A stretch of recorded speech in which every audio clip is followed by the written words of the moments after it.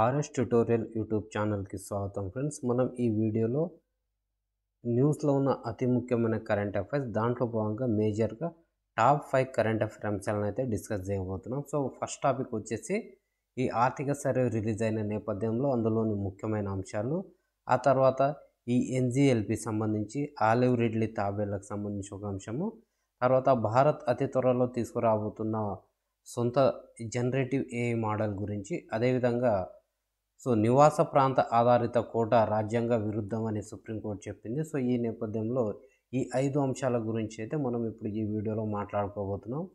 Friends, ఈ వీడియోని skip చేయకుండా చివరి వరకు చూడండి. మీకు ఖచ్చితంగా ఇదైతే యూజ్ఫుల్ ఇన్ఫర్మేషన్ అయితే లభిస్తుంది. మన ఛానల్ని ఫస్ట్ టైం చూస్తున్నారు, సబ్స్క్రైబ్ చేసుకోండి. అదేవిధంగా వీడియోని లైక్ చేయండి. మనం ఫస్ట్ టాపిక్ చూస్తే ఫ్రెండ్స్, ఇక్కడ మనకేంటంటే త్వరలో భారత్ సొంత AI model make in India all model త్వరలో రాబోతుంది. చాట్‌జీపీటీ, డీప్ సీక్ R1లకు దీటుగా ఇండియా ఏఐ మిషన్లో భాగంగా త్వరలోనే మన దేశం కూడా సొంత ఏఐ మోడల్ని అభివృద్ధి చేయనుందని భువనేశ్వర్లో ఉత్కర్ష్ ఒడిశా సమావేశంలో కేంద్ర ఎలక్ట్రానిక్స్ అండ్ ఐటీ శాఖ మంత్రి అశ్వని వైష్ణవ్ ప్రకటించారు. ఈ ఏఐ మోడల్ పూర్తిగా ఇండియా ఏఐ కంప్యూటర్ సామర్థ్యంతో మన దేశంలోని భాష, సాంస్కృతిక వైవిధ్యాన్ని దృష్టిలో పెట్టుకొని అతి తక్కువ ఖర్చుతో ఈ ఏఐ మోడల్ని రూపొందించాలని అనుకుంటున్నారు. దేశ అవసరాల కోసం రూపొందించనున్న ఈ లార్జ్ లాంగ్వేజ్ మోడల్ అభివృద్ధికి సుమారు 19,000 గ్రాఫిక్ ప్రాసెసింగ్ యూనిట్లు అవసరమవుతాయి. ఇందులో 15,000 జీపీయూలు హై ఎండ్కి సంబంధించినవి.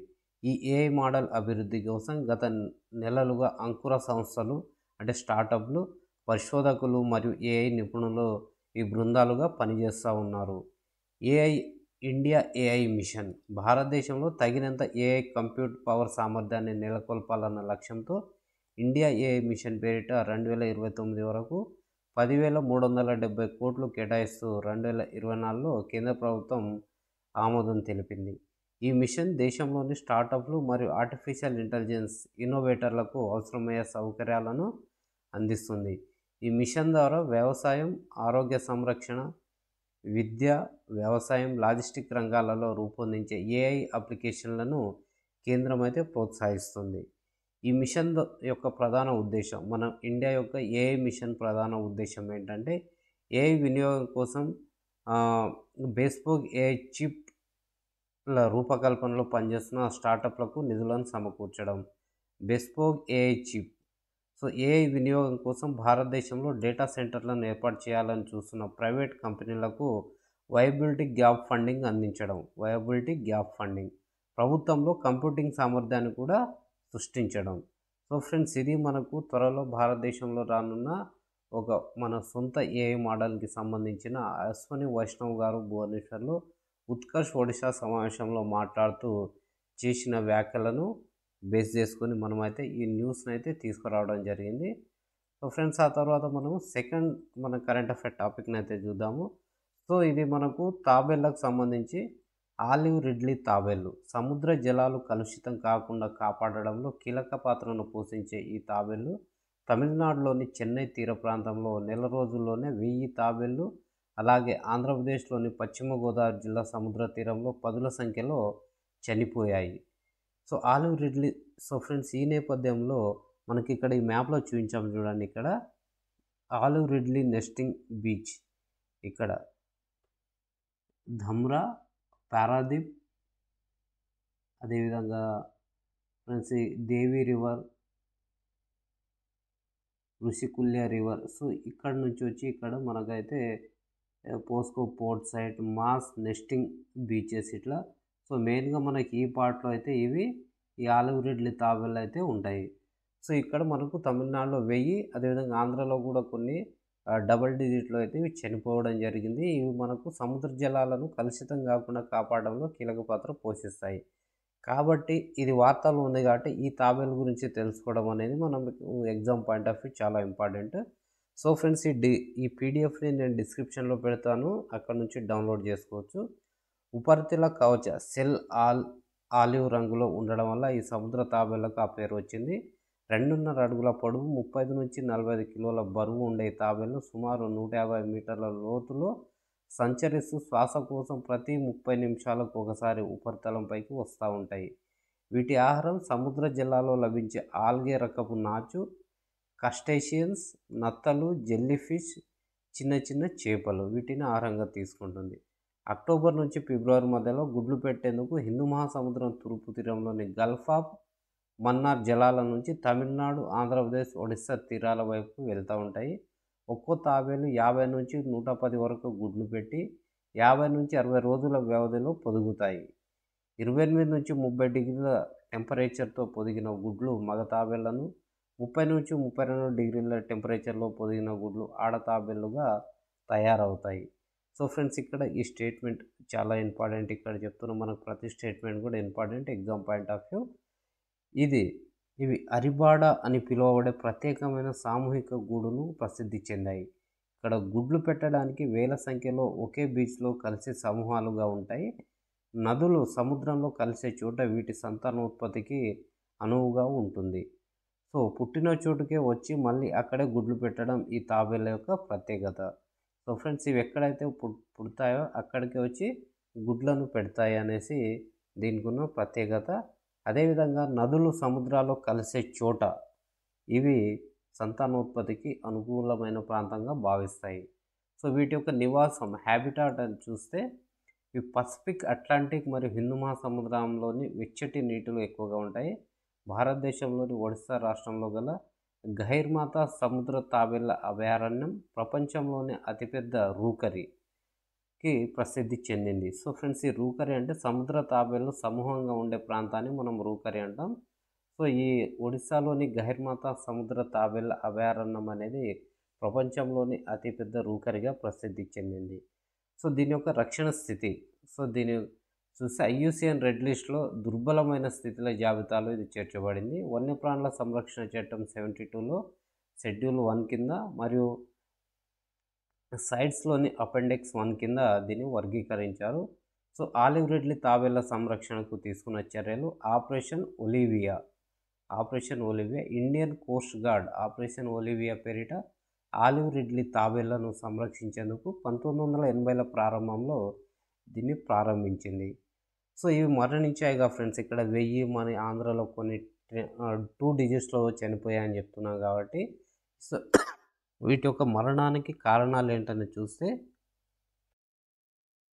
సో ఫ్రెండ్స్, ఈ తాబేళ్ల యొక్క మరణానికి కారణాలను చూద్దాం మనం. ఇక్కడ ఏంటంటే నిబంధనల ప్రకారం 5 నాటికల్ మైళ్ళ లోపు చేపలు పట్టుకునేందుకు సాంప్రదాయ బోటు వాడేవారికి మాత్రమే అనుమతి ఉంటుంది.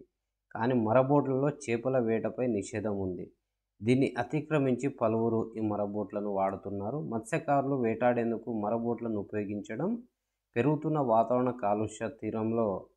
కాలుష్యం తీరంలో గుడ్లు పెట్టేందుకు కొన్ని వందల మైళ్ళ దూరం సముద్ర జలాల్లో ప్రయాణించే సమయంలో తాబేళ్లు వలలకు చిక్కుకొని మరణిస్తున్నాయి. సో ఈ మనకు మరబోట్లలో వెళ్ళి ఈ వలలు పెట్టడం ద్వారా ఇవి చిక్కుకొని మరణిస్తున్నాయి. సో నిబంధనలకు విరుద్ధంగా ఇది చేస్తున్నారు కాబట్టి వీటిని అరికట్టాల్సిన అవసరం అయితే ఎంతైనా ఉంది. సో ఫ్రెండ్స్, ఇది మనకు ఆలివ్ రిడ్లీ తాబేళ్ల గురించి మరణించడం నేపథ్యంలో వార్తలో ఉన్నందున ఈ అంశాలను అయితే మనం కవర్ చేశాము. ఆ తర్వాత ఫ్రెండ్స్, మనము ఈ కరెంట్ అఫైర్స్ ఎక్స్ప్లెనేషన్ వీడియోలో మనము ప్రతిరోజు ఓన్లీ 5 ముఖ్యమైన టాపిక్స్ని మాత్రమే తీసుకుంటాం. అదేవిధంగా మనము ఒక 15 నుంచి 20 వరకు MCQs ఫార్మాట్లో డైలీ తీసుకుంటాము. సో ఈ విధంగా మనం కరెంట్ అఫైర్స్ని అయితే కవర్ చేస్తున్నాం.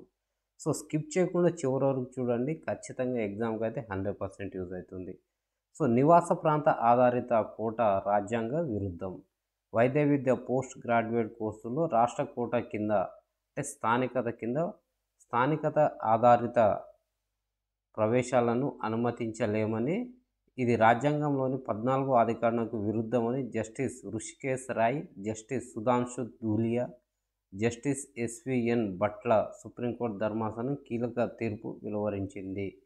సో ప్లస్ మనకు ఇది నివాస ఆధారిత అంటే డొమిసిల్ స్టేటస్ అనేది ఉంటుంది కదా మనకు. సో డొమిసిల్ బేస్డ్ రిజర్వేషన్లకు అవకాశం లేదని చెప్పేసి సుప్రీంకోర్టు ఈ కేసును కొట్టివేసింది, తీర్పును వెలువరించింది. తాజా తీర్పుతో PG వైద్య విద్య ప్రవేశాల్లో దేశవ్యాప్తంగా పారదర్శకంగా ప్రతిభ ఆధారంగా విద్యార్థులకు సీట్లు దక్కనున్నాయి. పీజీ వైద్య విద్యలో నివాస ప్రాంత ఆధారిత రిజర్వేషన్లు రాజ్యాంగ విరుద్ధమని 2019లోనే పంజాబ్, హర్యానా హైకోర్టు తీర్పునిచ్చింది. అయితే ఫ్రెండ్స్ ఇక్కడ ఈ తీర్పునిచ్చింది కాబట్టి తీర్పుకు సంబంధించిన నేపథ్యం అనేది కూడా ఏంటనేది ఇక్కడ చాలా స్పష్టంగా ఇచ్చాము. అయితే ఆల్రెడీ 2019లో పంజాబ్, హర్యానా హైకోర్టు తీర్పునిచ్చింది కాబట్టి అది కరెక్టే అని చెప్పేసి ఈ రాజ్యాంగంలోని ఆర్టికల్ 14కు విరుద్ధం అలా చేయడం అని సుప్రీంకోర్టు అనేది మనకు హైకోర్టు తీర్పును సమర్థిస్తూ తీర్పును వెలువరించింది. సో ఫ్రెండ్స్ ఇది మనకు నివాస ప్రాంత ఆధారిత రాజ్యాంగ విరుద్ధం అనే అంశం మీద సుప్రీంకోర్టు ఇచ్చిన తీర్పుకు సంబంధించిన టాపిక్. ఆ తర్వాత మనకు new generation launching vehicle. So భారత అంతరిక్ష పరిశోధన సంస్థ ఇస్రో భవిష్యత్తులో చేపట్టబోయే అన్ని ప్రయోగాలను దృష్టిలో ఉంచుకొని next generation launching vehicle NGLV తయారు చేసేందుకు శ్రీకారం చుట్టింది. ఇస్రో ప్రారంభంలో చేపట్టిన రోహిణి సౌండింగ్ రాకెట్ల ప్రయోగాల తర్వాత 40 కిలోవాట్ల 5000 SLV, ASLV, PSLV, GSLV, SSLV, LVM-03 అదేవిధంగా geosynchronous satellite launch vehicle MK3 అనే 6 రకాల రాకెట్లను అభివృద్ధి చేసింది. ఈ న్యూ జనరేషన్ లాంచింగ్ వెహికల్ సంబంధించిన మనం ఇన్ఫర్మేషన్ తెలుసుకుందాం. సో ఇది 20 నుంచి 30 టన్నుల బరువు కలిగిన కమ్యూనికేషన్ ఉపగ్రహాలను భూమికి దగ్గరగా ఉన్న భూ దిగువ కక్ష అంటే లో ఎర్త్ ఆర్బిట్లోకి తీసుకెళ్లగలుగుతుంది. 10,000 కిలోల బరువు కలిగిన ఉపగ్రహాలను జియో సింక్రనస్ ఆర్బిట్లోకి ప్రవేశపెట్టే సామర్థ్యాన్ని కలిగి ఉంటుంది ఈ NGLV అనే లాంచ్ వెహికల్. సో దీని 75 మీటర్ల ఎత్తు, 5 మీటర్ల వెడల్పు కలిగి ఉంటుంది. ప్రయోగ సమయంలో శాటిలైట్ లేకుండా రాకెట్ బరువు మాత్రమే 1000 టన్నులు ఉంటుంది. ఇస్రో శాస్త్రవేత్తలు 3 దశలలో ఈ రాకెట్ని రూపొందిస్తున్నారు. PSLV K తరహాలో రాకెట్లు 6 స్టార్టప్ బూస్టర్లను కలిగి ఉంటాయి. ఈ NGLV రాకెట్లు కూడా 6 స్టార్టప్ బూస్టర్లను కలిగి ఇక్కడ ఉన్నాయి. వీటిని స్టార్టప్ బూస్టర్లు అంటాం ఫ్రెండ్స్ ఇవి. సో కోర్ అలోన్ దశలో 160 టన్నుల సెమీ క్రయోజెనిక్ ఇంధనాన్ని, క్రయోజెనిక్ దశలో 30 టన్నుల క్రయోజెనిక్ ఇంధనాన్ని వినియోగిస్తారు. ఈ రాకెట్ రూపాంతరం చెందితే నాసాకి చెందిన Falcon rocket, Atlas V Proton M, Long March 58 రాకెట్ల స్థాయికి ఇది సమానంగా ఉంటుంది. 2040 నాటికి రూపొందించాలనుకున్న భారత్ అంతరిక్ష స్పేస్ స్టేషన్ నిర్మాణానికి, మానవ అంతరిక్ష యానానికి ఉపయోగపడేలాగా అత్యంత బరువైన కమ్యూనికేషన్ ఉపగ్రహాలను జియో ట్రాన్స్ఫర్ ఆర్బిట్లోకి పంపేందుకు వీలుగా ఈ రాకెట్ను అయితే రూపొందిస్తూ ఉన్నారు. సో ఇది మనకు ఈ కొత్తగా అభివృద్ధి చేయబోతున్న NGLV లాంచ్ వెహికల్కి సంబంధించిన మన కరెంట్ అఫైర్ అంశం ఫ్రెండ్స్. ఆ తర్వాత చివరి అంశము మనకు ఈ వీడియోలో. సో మనం దీని గురించి మనం ఎకనామిక్ సర్వేకి సంబంధించి సపరేట్ వీడియో చేసుకోబోతున్నాం. దాంట్లో అయితే పూర్తి వివరాలు అయితే మీకు చెప్తాను. ప్రస్తుతం మాత్రం మనము ఓన్లీ ఓవర్వ్యూగా ముఖ్యాంశాలను చూద్దాము. 2025-26 బడ్జెట్లో భాగంగా కేంద్ర ఆర్థిక సర్వే 2024-25ని కేంద్ర ఆర్థిక మంత్రి నిర్మలా సీతారామన్ 31వ తారీఖు నాడు లోక్సభలో ప్రవేశపెట్టారు. సో ఈ సర్వేని ప్రభుత్వ ప్రధాన సలహాదారు అయిన డాక్టర్ వి అనంత నాగేశ్వరన్ గారు రూపొందించడం జరిగింది. సో దీంట్లోని కీలకమైన అంశాలు ఫిజికల్ డెఫిసిట్ అంటే ఇది మన జీడిపిలో ఫిజికల్ డెఫిసిట్ పర్సెంటేజ్ ఎంత అనేది చూస్తే మనకు ప్రస్తుతం 5.6% ఉంది ఈ సర్వే ప్రకారం. సో గతం నుంచి అది తగ్గుతూ వస్తుంది. సో ఫిజికల్ డెఫిసిట్ అనేది తగ్గుతూ వస్తుంది. తర్వాత growth at constant prices in per percent, GDP constant అంటే స్థిర ధరల వద్ద ఏ విధంగా గ్రోత్ ఉంది జీడిపి అనేది చూస్తే మనకు 2024-25కి 6.4, నెక్స్ట్ ఆర్థిక సంవత్సరంలో 6.3 నుంచి 6.8కి ఉండే అవకాశం ఉందని మనకు ఈ డాక్యుమెంట్ అనేది పేర్కొంటూ ఉంది. సో అదేవిధంగా ఫారిన్ ఎక్స్చేంజ్ రిజర్వ్స్ సో మనకు $1 బిలియన్ చూస్తే మనకు ప్రస్తుతం 646.4, 2024-25కి మనకు $634.6 బిలియన్ ఫారిన్ ఎక్స్చేంజ్ రిజర్వ్స్ అయితే ఉన్నాయి. ఫుడ్ గ్రెయిన్ ప్రొడక్షన్స్ మిలియన్ టన్నులలో ఈ ఫుడ్ గ్రెయిన్ ప్రొడక్షన్స్ అంటే ఆహార ధాన్యాల ఉత్పత్తికి సంబంధించి మనం ప్రస్తుతం 332.3 మిలియన్ టన్నుల ఆహార ధాన్యాల ఉత్పత్తి అయితే చేస్తున్నాము 2023-24 నాటికి. ఇండస్ట్రియల్ ప్రొడక్షన్ విషయానికి వస్తే మనకు 2023-24 నాటికి 5.9. క్యాపిటల్ ఎక్స్పెండిచర్ అంటే మూలధన వ్యయము, సో ఇది చూస్తే మనకు 3.2% అనేది ఉంది. సో ఇది గతంలో నుంచి పెరుగుతూ వస్తుంది ఈ మూలధన వ్యయం. సో ఈ మూలధన వ్యయం పెరిగితేనే మనకు ఏదైనా ప్రాజెక్టులు ఇన్వెస్ట్మెంట్ కానీ మనకు పెట్టుబడులు కానీ ఇవన్నీ ఉంటాయి, పాసిబుల్ అవుతుంది. సో ఫ్రెండ్స్, అదేవిధంగా మనకి ఇక్కడ దీనికి సంబంధించి మనం చాలా కీలకంగా చూద్దాం ఈ టాపిక్ని. స్థిరమైన జీడిపి వృద్ధి. అంతర్జాతీయంగా అనిశ్చితులు ఉన్నప్పటికీ భారతదేశం యొక్క వాస్తవ జీడిపి వృద్ధి 2025 ఆర్థిక సంవత్సరంలో 6.3 నుంచి 6.8% ఉంటుందని ఈ సర్వే అంచనా వేసింది. ఇది దశాబ్ద సగటుకు దగ్గరగా ఉంది. 2023-24లో వృద్ధి రేటు 8.2% ఉండగా 2022-23లో 7.2% ఉంది. 21-22లో 8.7% ఉంది.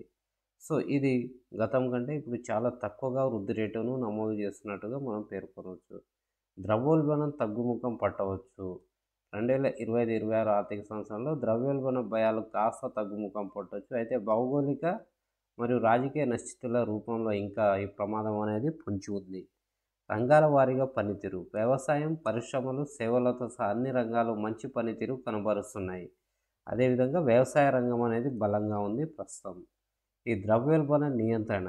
రిటైల్ ద్రవ్యోల్బణం 2024 ఆర్థిక సంవత్సరంలో 5.4% నుంచి 2025 ఏప్రిల్-డిసెంబర్ కాలంలో 4.9% తగ్గడం జరిగింది. ఈ బ్యాంకింగ్ రంగం. వాణిజ్య బ్యాంకులు తమ స్థూల నికర ఆస్తుల నిష్పత్తిలో స్థిరమైన తగ్గుదలను నమోదు చేశాయి. ఇది 2024 సెప్టెంబర్ చివరి నాటికి 2.6% కనిష్టానికి చేరుకున్నది.